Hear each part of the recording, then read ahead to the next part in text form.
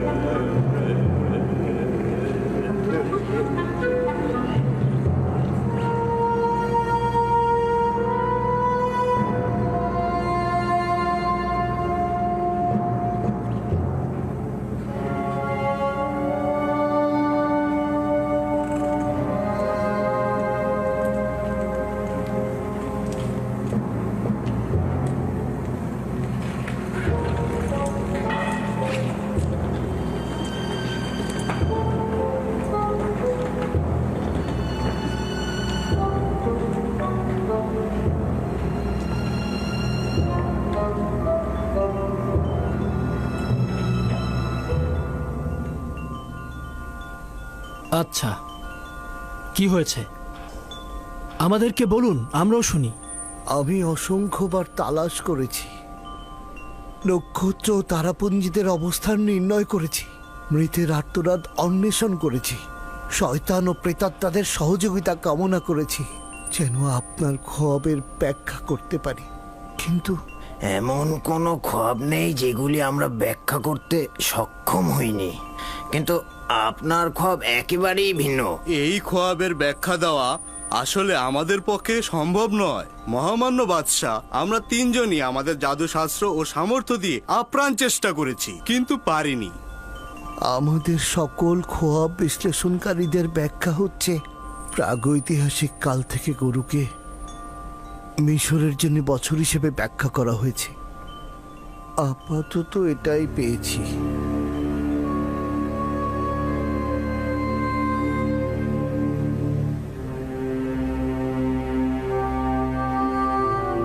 বছর?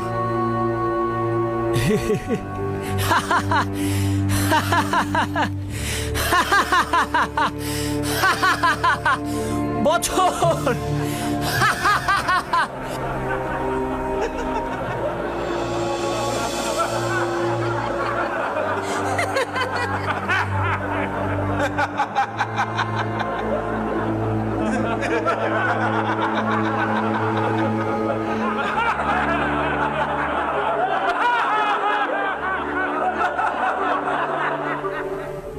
পাহাড় খুঁড়ে ইঁদুর বের হয়েছে আর নীলনদ থেকে মশার জন্ম হয়েছে।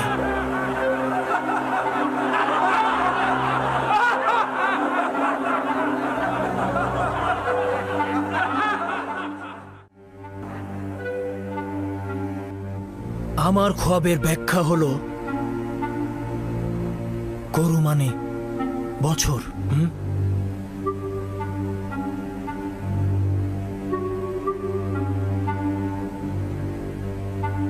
আচ্ছা ইউজারসিফ, এবার তুমি বলো, তোমার খবের ব্যাখ্যা দেওয়ার পালা। ব্যাখ্যা নয় আলী জনাব, আমি আপনার খোয়াব রূপান্তর করে বলতে চাই। ব্যাখ্যা ও রূপান্তরের মধ্যে পার্থক্য কি রয়েছে? খোয়াব ব্যাখ্যার মূল ভিত্তি হচ্ছে অনুমান ও ধারণা, তার বিশ্লেষণ সুনির্দিষ্ট নয়। কিন্তু রূপান্তরের মূল হাকিকত হচ্ছে আধ্যাত্মিকতা। তাই আমি যা কিছু রূপান্তর করব তা নিঃসন্দেহে ঘটবে এবং তা পরিবর্তন ও বন্ধ করে দেয়া সম্ভব নয়। এই সকল বিশ্বাস কোথা থেকে পেলে ইউজারসিফ? নিজের প্রতি অনেক বিশ্বাস আছে তোমার। আমার পরওয়ারদিগারের নিকট থেকে আলী জনাব। আমি নিজে থেকে কিছুই বলি না, তিনি আমাকে রূপান্তর শিক্ষা দিয়েছেন। এগুলো যা বলছো অতিরিক্ত বাড়াবাড়ি ছাড়া কিছুই নয়। প্রমাণ করা তো দূরের কথা, তুমি কিছুই পারবে না।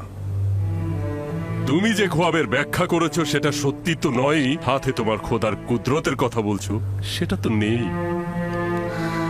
যদি অনুমতি প্রদান করেন আমি এই সন্দেহের পর্দা উন্মোচিত করব এবং এই খোয়াবের হাকিকত ও আমার পরওয়ারদিগারের কুদরত প্রমাণ করব। জনাব অজ্ঞামোহর যদি সম্মত হন তাহলে পরস্পর সমঝোতার ভিত্তিতে খোয়াবের রূপান্তর করব। এখন পর্যন্ত আপনার খোয়াব বিশ্লেষণকারী বলেছেন গরু মিশরের বছর হিসেবে ব্যাখ্যা হয়ে আসছেন, সঠিক তো? হ্যাঁ, এ ব্যাপারে কোনো সন্দেহ নেই। এবং কবুল করছেন যে দুটো স্বপ্নে গরু ও গমের দানাগুলো একই অর্থে ব্যবহার হয়েছে? প্রকৃতপক্ষে তাই হবে। তাহলে কি সবুজ ও হুষ্টপুষ্ট প্রচুর পরিমাণ ফসলের নিশানা নয়, আর মৃত ও নিস্তেজ এবং শুকনো রোগা দুর্ভিক্ষের নিশানা নয়? ভিন্ন কোনো ব্যাখ্যা জেহেনে আসছে না। আপনি স্বীকার করলেন। তাহলে কি আমরা সিদ্ধান্ত গ্রহণ করতে পারি না যে মিশরে 7 বছর প্রচুর ফসল উৎপাদিত হবে এবং পরের 7 বছর শুষ্ক মৌসুম ও দুর্ভিক্ষ বিরাজ করবে?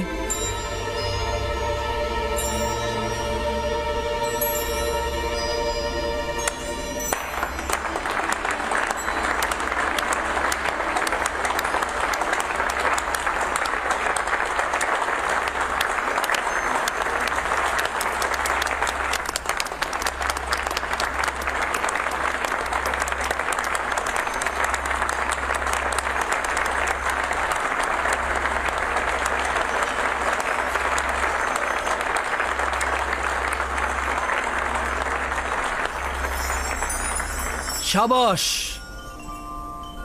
সাবাস ইউজারসিফ, এটি আমার খোয়াবের সর্বোত্তম এবং নিকটতম ব্যাখ্যা। এটাই সঠিক ব্যাখ্যা। জওয়ান ইউজারসিফ সঠিক ব্যাখ্যাই করেছেন।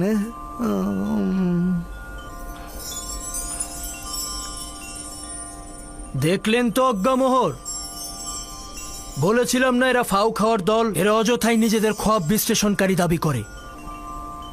এরা সবকিছু নিজেদের উদ্ভট কল্পনা থেকে বলে থাকে, যেই সব বিশ্লেষণ কখনোই কারো উপকারে আসে না।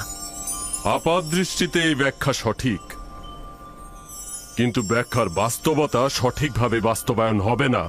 বিষয়টির ব্যাপারে যথেষ্ট সন্দেহ রয়েছে। এখন পর্যন্ত কেউ শুনেছেন যে পবিত্র নীল নদের সেচের পানির কাজে কোনো ব্যাঘাত ঘটেছে?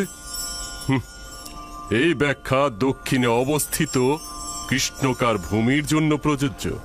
মিশর ভূমির জন্য নীলনদ হচ্ছে সোনা খচিত আংটি স্বরূপ। কিন্তু আমরা পূর্বপুরুষদের কাছ থেকে শুনেছি এ পর্যন্ত নীলনদ বেশ কয়েকবার অন্যান্য নীল সাগর থেকে পানি ধার করেছে এবং পানি স্বল্পতায় ভুগেছে। যদি ধরেও নেই যে ইউজারসিফের খোয়াব ব্যাখ্যা সঠিক নয়, তারপরও ভবিষ্যতের কথা চিন্তা করে আমাদের আরেকটু সাবধানী হওয়াটাই বুদ্ধিমানের কাজ হবে। এই ব্যাখ্যা থেকে বোঝা যাচ্ছে ভবিষ্যতে মিশরে বড় ধরনের বিপর্যয় নেমে আসবে। সমাধানের পথটা কি? উত্তম হচ্ছে 7 বছর প্রচুর পরিমাণে ফসল উৎপাদন করবেন এবং সঞ্চয় করবেন, এবং এই ফসল দুর্ভিক্ষে 7 বছর খরচ করবেন এবং জনগণকে নাজাত দেবেন। সাবাস, সাবাস হাকিম ইউজারসিফ। সমাধানের পথ ও খোয়াবের ব্যাখ্যার মতন সঠিক। তার মানে আপনি একটি খোয়াবের পেছনে রাজ্যের 14 বছর ব্যয় করবেন? আপনি কি এর থেকে উত্তম পথ জানেন? ধরে নিন এটি সম্ভাব্য বিপদ। সম্ভাব্য বিপদের জন্য কি মুক্তির পথ তালাশ করা উচিত নয়? কেন নয়? কিন্তু লক্ষ্য রাখা উচিত 14 বছর একটি জাতি তার মূল্যবান সময় একটি খোয়াবের ব্যাখ্যার জন্য ধ্বংস করে দেবে এবং রাজ্যের সকল মূলধন নিয়ে উদ্ভট সব বিপদের সঙ্গে সংগ্রাম করবে। মহামান্য বাদশাহ, আমার বিবেক বলছে যে ভবিষ্যতের জন্য সতর্ক হওয়াই উচিত। দেখা গেল সত্যি সত্যি ঘটে গেল। তখন যদি আমাদের প্রতিষেধক না থাকে তাহলে তখন কি করব? যেহেতু আমরা ভবিষ্যৎ জানতে পারলাম, এখন আমাদের সতর্ক হতে হবে। এখন যেহেতু সমাধানের পথ পেয়েছি, এই ভয়াবহ বিপদ আমরা মোকাবেলা করতে পারবো। আমরা ইউজারশিপের প্রতি কৃতজ্ঞ যে উনি আমাদের বিপদ সম্পর্কে সজাগ করেছে। আমরা ইউজারশিপের খোদার নিকট শুকরিয়া জ্ঞাপন করছি। ইউজারশিপকে শুকরিয়া, কারণ সে ভিন্ন খোদার অনুসারীদেরকেও সহযোগিতা করেছেন। ইউজারসিফের পবিত্রতা ও তার গুণা থেকে বিরত থাকার কথা সবাই শুনেছেন। আজকেও তার হেকমত ও বুদ্ধিমত্তা সম্পর্কে আমরা সবাই অবগত হলাম। সকল খোয়াব ব্যাখ্যাকারী যে ব্যাখ্যা দিতে পারেনি, সে সেই ব্যাখ্যা দিয়েছে। আজ থেকে তাকে নিজের আমিন হিসাবে নির্বাচন করলাম। আজ থেকে আমার নিকট তার জায়গা হচ্ছে নিরঙ্কুশ। তার জায়গা আমার দরবারে। আজ আমি আনন্দিত ও উদ্দোলিত রয়েছি।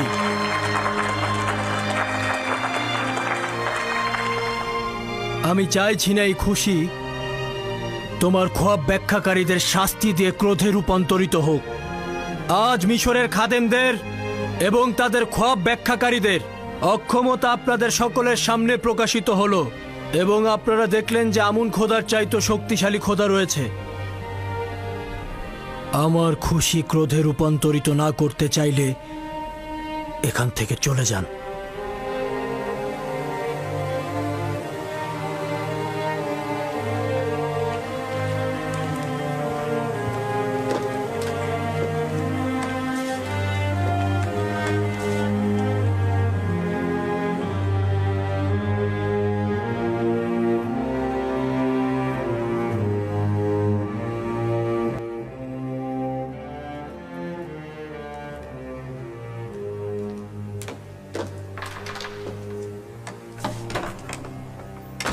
পুরা আহাম্মক একজন। জানিস না তোর কোথায় মুখ বন্ধ রাখা উচিত, কোথায় কথা বলা উচিত। আমুনের রিজিক খাস আর আমুনের দুশ্মনের সমর্থন করিস। তার ব্যাখ্যা তো সঠিক ছিল, আমি ইনসাফ অস্বীকার করতে পারিনি। আহাম্মক, কে তোকে বলতে বলেছে? কে তোকে স্বীকারোক্তি দিতে বলেছে? কেন অন্যদের মতো তুই মুখ বন্ধ রাখতে পারলি না? কেন দুশ্মনের কথায় সত্যতা দিয়ে সিলমোহর মেরে দিলি? কেন বলবেন না? কেন বল? আলী জনাব, ছেড়ে দিন, ছেড়ে দিন, আলী জনাব, মারবেন না, করে দিন আলী জনাব। বাদী আমর, জি আলী জনাব। এটাকে নিয়ে যাও। আলী জনাব, আলী জনাব, রহম করুন আলী জনাব। আমি খেয়ানতকারী নই আলী জনাব। আমাকে রহম করুন আলী জনাব। আমি খেয়ানতকারী নই আলী জনাব। এখন পর্যন্ত এই লাঞ্ছনা ইবাদতখানা ও ইবাদতখানার খাদেমদের জন্য আসেনি। নিঃসন্দেহে পরাজয়ের খবর মিশরের আনাচে কানাচে অতি দ্রুত পৌঁছে যাবে। বলবে যে ইব্রানি ইউজারশিপের খোদা একজন ভয়ঙ্কর ভেড়া চড়ানো রাখালের খোদা। এই খোদা মহান আমুনের খোদার উপর বিজয়ী হয়েছে। একজন অনভিজ্ঞ খোয়াব বিশ্লেষণকারী মিশরের অভিজ্ঞ ও প্রাচীন খোয়াব ব্যাখ্যাকারীদের ওপরেও বিজয়ী হয়েছে। এটা যেমন আমাদের জন্য লজ্জার, তেমনি মহান খোদা আমুনের জন্য। মিশরের লোকজন আমাদের খোয়াব ব্যাখ্যাদানকারীদেরকে ইলাহি হিসাবে ইবাদত করত। এখন আমাদের কি হবে? আমন খোদা রহম করুক। জানি না এই অপমানের প্রতিশোধ কবে নিতে পারবো।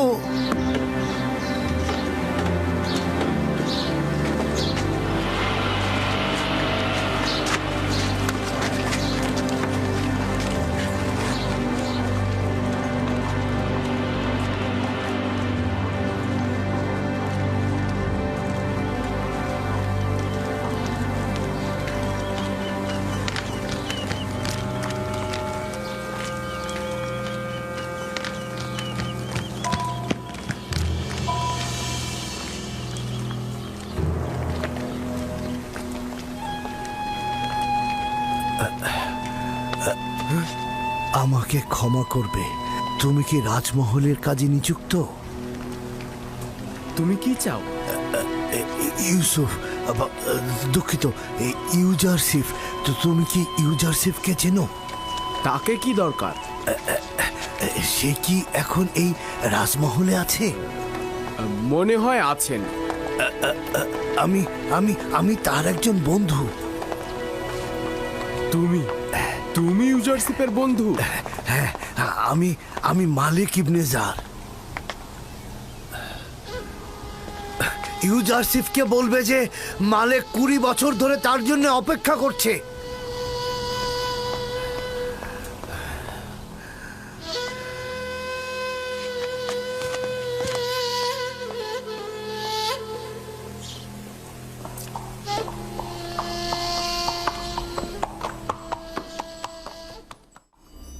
জনাব ইউজারসিফ আমার খবরের ব্যাখ্যা এমনভাবে করেছেন যে সামনে বড় ধরনের দুর্ভিক্ষ রয়েছে এবং এই বিশাল সংকট মোকাবেলায়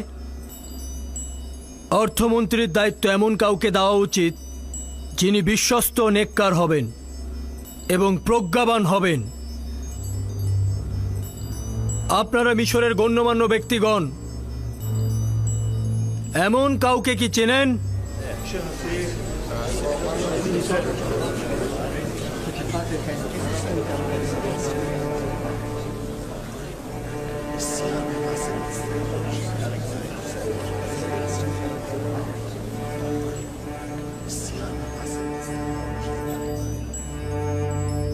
মহামান্য বাদশাহ পুতিফার, এই সংকট মোকাবেলায় তিনি সবচেয়ে উত্তম ব্যক্তি। পুতিফার অত্যন্ত অসুস্থ এবং এই কঠিন কাজ সম্পাদন করা তার জন্য মুশকিল হবে। আলী জনাব, আমার মনে হয় রাজমহলের নিরাপত্তা প্রধান হরেন হবি এই কাজের জন্য সবচাইতে উপযুক্ত হবে। হরেন হোপ অনেক সামর্থ্য রাখেন, কিন্তু তার সকল সামর্থ্য লস্কর পরিচালনা করায়, কৃষি মন্ত্রণালয় পরিচালনায় নয়। হে ইউসুফ, এই কঠিন দায়িত্ব পরিচালনার ভার তোমার কাঁধে, এটি গ্রহণ করো। খোদাবান্দের ইচ্ছা এটাই যে মিশরে তোমার ক্ষমতা প্রতিষ্ঠিত করবে। মহামান্য বাদশাহ, এই আজিফা আমার উপরে ন্যস্ত করুন। আমাকে মিশরের অর্থ মন্ত্রণালয় এবং কৃষি মন্ত্রণালয়ের দায়িত্ব প্রদান করুন। আমি একদিকে যেমন মানুষের সম্পদ ও প্রধান খাদ্যশস্যগুলো হেফাজত করব এবং অন্যদিকে এই খোয়াবের ব্যাখ্যার আলোকে আমি আগামী দিনের কর্মপরিকল্পনা ঠিক করে নেব। তাই তো, তোমার থেকে কে উত্তম হতে পারে? আমার বিশ্বাস তুমি এই ক্ষেত্র সফল হবে। আজ থেকে আমি তোমাকে মিশরের অর্থ ও কৃষি মন্ত্রণালয়ের দায়িত্ব প্রদান করলাম এবং সকলের উদ্দেশ্যে বলছি, আজ থেকে জনাব ইউজারসিফ মিশরের বাদশার মহান সলা পরামর্শকারী হিসেবে নিযুক্ত হবেন।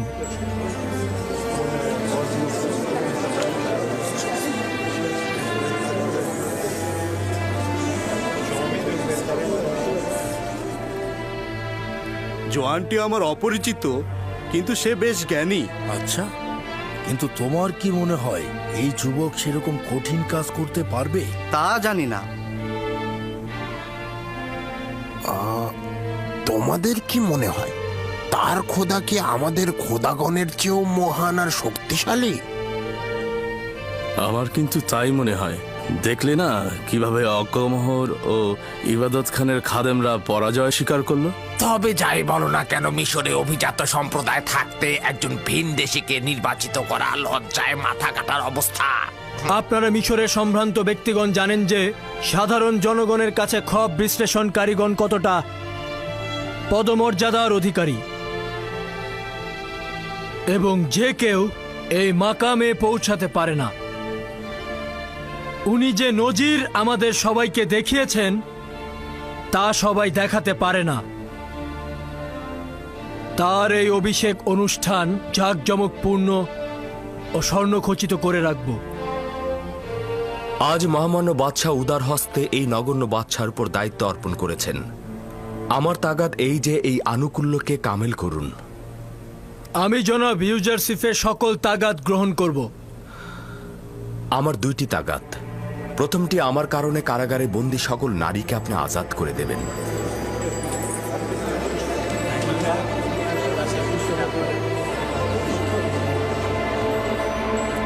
এবং দ্বিতীয়টি, জাভিরা সকল কারাবন্দীকে আপনি মুক্ত করে দিন। আমি তাদের সঠিক ও সুন্দর আচরণের জিম্মেদার হলাম। আমরা আপনার কারণে ওই নারীদের কারাগারে বন্দী করেছি। যদি আপনি চান তবে আজাদ হবে, কিন্তু আপনি ভুলে গেছেন এই জুলেখার কারণে আপনি বছরের পর বছর কারাগারে কাটিয়েছেন। জি মহামান্য বাদশাহ, আমি সবকিছু ভুলে যেতে চেষ্টা করছি। আপনি বছরের পর বছর জুলেখার কারণে হাজতে ছিলেন। সে একজন খেয়ানতকারী নারী, তার অবশ্যই শাস্তি পাওয়া উচিত। আমি প্রতিশোধ নিতে সৃষ্টি হয়নি আমার বানু। যে সকলের জন্য ক্ষমা আর রহমত নিয়ে এসেছে, সে কখনোই অভিশাপ প্রদান ও প্রতিশোধ পরায়ণ হতে পারে না। আমরা ভেবেছিলাম আপনি জুলেখা ও প্রতিফারের প্রতি চরম প্রতিশোধ নেবেন। আমি শুধু চেয়েছিলাম নিজের উপরে আনা মিথ্যা অপবাদ দূর করতে, তাদের কোনরূপ শাস্তি প্রদান বা কারাগারে বন্দী করতে নয়। এছাড়া নিষ্পাপ কারাবন্দীদের আজাদ করার প্রার্থনাও আমি করেছি। জাভিরার বন্দীদের আজাদ করা ঠিক হবে না, তারা তো বিপজ্জনক। তারা আমুন ও মিশরের হুকুমতের বিরোধী। আমি চাই না তাদের মুক্তি দিয়ে রাজ্যে বিশৃঙ্খলা ডেকে নিয়ে আসতে। আমি বছরের পর বছর তাদের সঙ্গে থেকেছি। আমি তাদের চরিত্র ও ভালো ব্যবহারের জিম্মাদার হলাম। তারা এখন আর জেলখানায় থাকার মতো নয়। অধিকার তোমার হাতে। তুমি আজকে ফরমান দেওয়ার হক রাখো এবং তোমার সিদ্ধান্ত বাস্তবায়নে প্রতিনিধিদের বাধ্য করতে পারো। আদেশ দাও যেন তারা আজাদ হয়। শুকরিয়া জ্ঞাপন করছে আলী জনাব।